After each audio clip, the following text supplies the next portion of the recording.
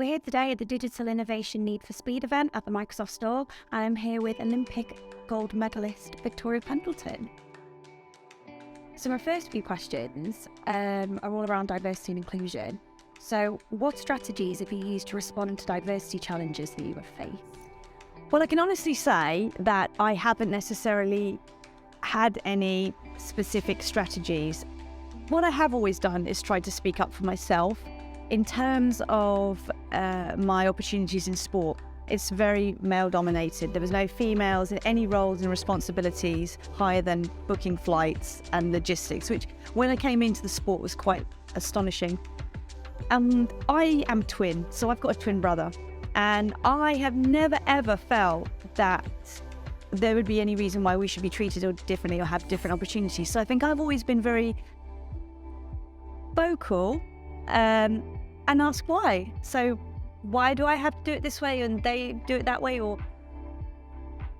inquisitive and not try to make people feel uncomfortable. But I've never kind of just settled, because anything he can do, I can do better is the way so for me, having equality in that way was always important. So I have a kind of appreciation for that. And I think I'm also very fortunate that I got brought up in a household where we were treated equally in every single way. We'd be bought, even when we were kids, what we would be bought would be the same. We'd be given educational or creative materials because there's no boundaries on what gender specific or anything that could even exist. So I feel very fortunate I was brought up in a way like that.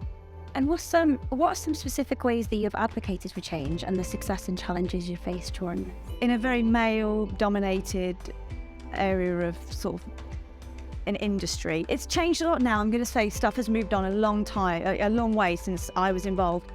I have always used my opportunities to express how I felt. I've been very, very honest. When I've had press opportunities or been involved with brands or promotions that advocate opportunities for women, I've been first to say, yeah, get me involved, please, because that's something that I believe in. So I've actively tried to speak up and get involved with projects that promote the things that I think are important.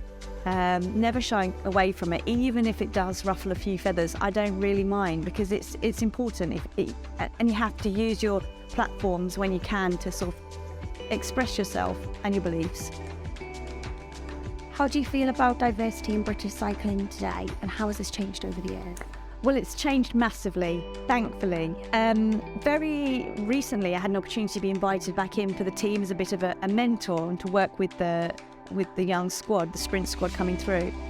And immediately I noticed, within terms of the staff, the coaching staff and the management team, that there was a much broader spectrum of individuals working there, which brings me so much joy. There was equally as many female as there were male coaching staff, and in roles of data analysts, technical staff, scientific staff, all of these roles which are predominantly usually male figures were more balanced.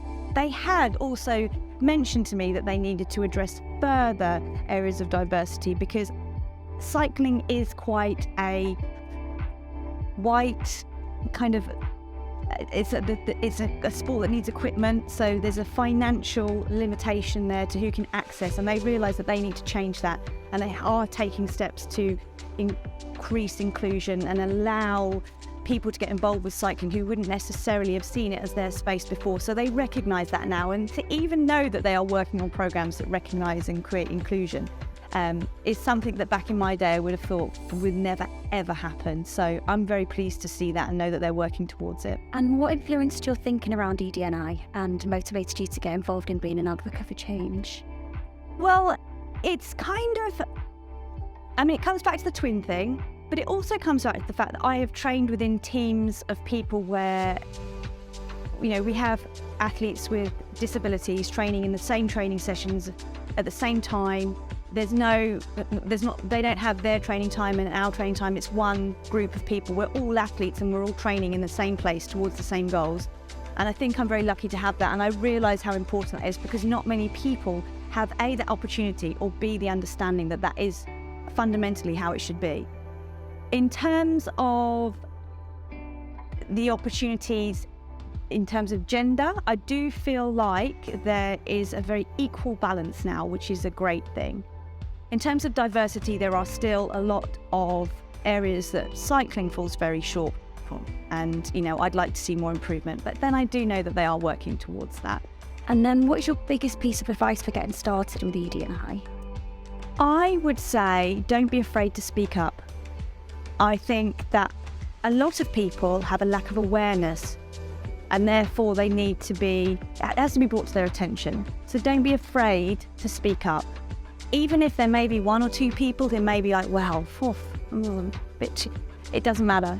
You have to be honest, and you have to express your own true feelings and emotions towards something. And if you don't think it's right, say so. What advice do you have for those who want to be ED&I advocates and are unsure how to get started? Be brave and be vigilant. I think that's the most important thing. It's very easy for us to sort of work in our own little way, in our own little corridor of what we kind of expect and what we've been led to expect. But look left and right and take note of what you see. And if you see something that you don't necessarily feels right, or you recognise somewhere that could be improved, speak up.